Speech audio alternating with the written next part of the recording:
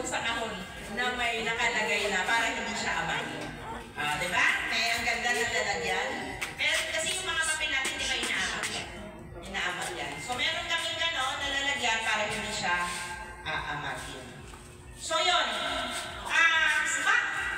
Para naman po sa mga kasamahan ko ngayon, kung sakali kong mapapalitan, bago po ang eleksyon, nakikiusap ako sa inyo.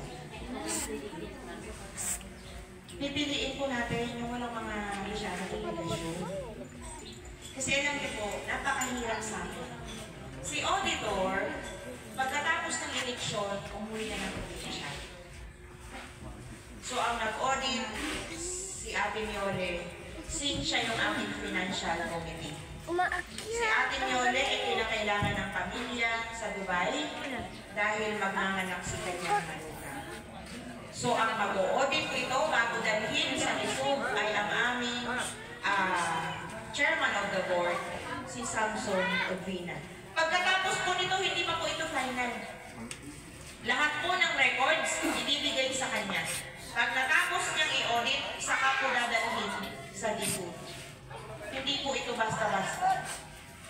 So napakahirap. Isa lang ang ibig kong sabihin sa inyo. Kung po pwede po, kasi hindi na tayo maghaharap-harap eh. Ang susunod natin paghaharap eleksyonan. Ipapaalam na lang sa GC kung sino yung mga tatakbo. Ngayon, nakikiusap po ako sa inyo. Kung po pwede.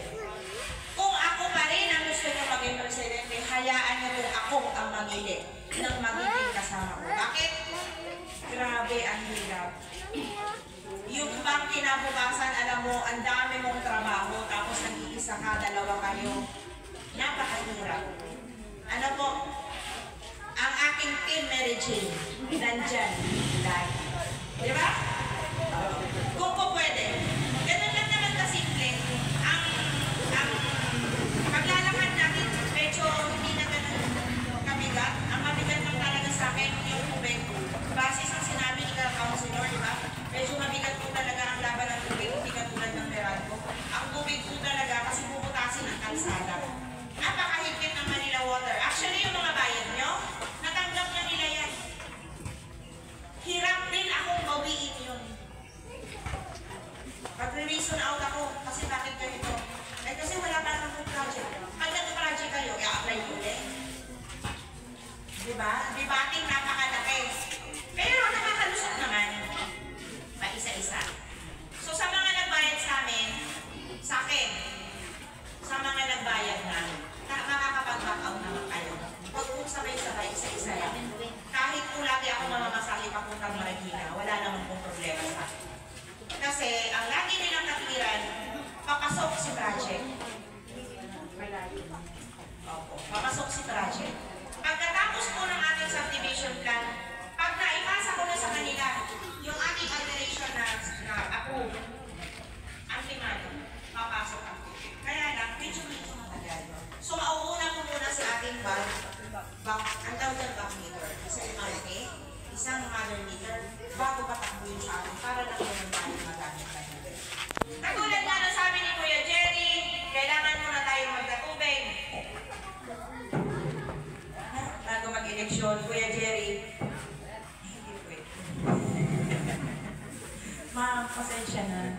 Kailangan natin sumunod sa batas. Ang aaprubahan lang natin, kung dito natin gaganapin, matapos po muna ang ating mga obligasyon sa ating bansa, minamahal. Nang hindi na sila nagkakagulo doon sa Senado, sa Quadco, at sa kung ano-ano pa.